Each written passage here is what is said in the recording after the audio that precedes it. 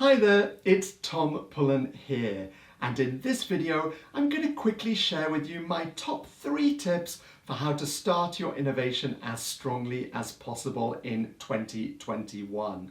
Let's dive straight in. So tip number 1 is review 2020. Now I know that most people want to forget 2020 as quickly as possible. However, it's really important to take a few minutes now to review it specifically from an innovation perspective. This is really important because your innovation performance this year in 2021 is not based on how great you might have been at innovation before COVID hit in 2019 or 2018. Your innovation performance in 2021 is actually building off the reality of what you did, what you achieved, and how you worked last year. You must learn from and capitalize on what happened last year, rather than simply sweep it under the carpet. So the simplest way to do this review is to get a piece of paper and draw 3 columns. Right, keep, stop, start at the top of those columns. In the keep column, write down everything that you and your team did well on innovation last year. What delivered the best results? What delighted your customers? What made you fast and efficient in your innovation projects? These are things to really double down on in 2021. In the stop column, write down everything that didn't go well, that didn't achieve good results, that didn't make a positive impact on your customers, that prevented you from being fast and efficient in your innovation projects. These are things that you should really try and stop in 2021, or if you can't stop them completely, at least commit to take concrete action to make them less problematic. And in the start column, write down everything that you want to start to do differently to increase your innovation performance.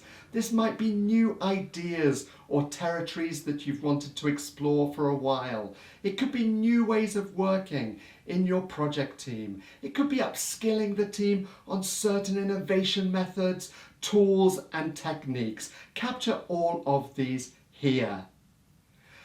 This review sheet gives you a really solid base from which to accelerate your innovation performance in 2021. I'd really recommend that you do this exercise in a fast and furious way. It should take no more than 10 minutes. You can do it on your own, or even better to do it as an innovation project team so that you can share and discuss afterwards. Tip 2 is reverse engineer. So hopefully you have already identified some very sharp and measurable innovation objectives for 2021. If you haven't, this is definitely something that you really must do over the next few days. In this next exercise, we're simply going to reverse engineer these 2021 objectives into a concrete action plan.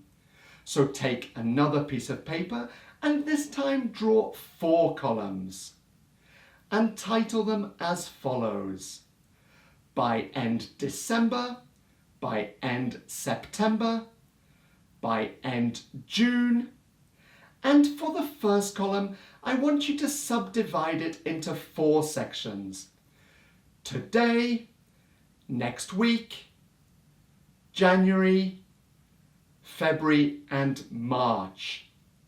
So start by writing the specific goal which needs to be achieved in the right-hand column. For example, by the end of December, Innovation X will be 100% ready to launch. And then simply work backwards by quarter.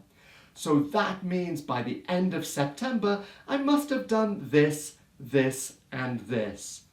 By the end of June, I must have done this, this, and this. In the first column, it's important to be much more granular to ensure that you start to take action immediately. Remember that innovation is like sport. You only make progress by doing, not talking. You're much more likely to achieve your 2021 goals if you reverse engineer them in this way. So you now have a basic action plan, and of course you can continue to modify and update it as you progress through the year. So tip number 3 is research customers. Here, I'm not talking about big, expensive, formal research studies that you're probably doing anyway, but rather informal customer research. Many of you have heard me talk about this before, for example, in my TEDx talk, but I'm 100% convinced that directly speaking to your customers on a regular basis is one of the most powerful ways to increase your innovation performance. You know, if 2020 has taught us anything, it's that life can and does change all the time. And so if you can't find the time to speak directly to your customers, at least monthly, to understand more about what's going on in their lives at the moment, what they need, their experience with your product or service, then I'm sorry, but you cannot say you are a good customer-centric innovator. I know that this kind of direct customer interaction can feel uncomfortable for some people, but there are simple tools and techniques which can quickly build your capability and confidence on this. And if you want more details of the short online program we offer here at Innovinco on this, then just check out the trailer via the link down below. So those are my top 3 tips for starting your 2021 innovation in the best way. I hope you enjoyed this video and that you learned something from it. If you did, please let me know by giving it a like and subscribing to this channel so you don't miss future innovation videos. Thanks a lot for your support and see you soon.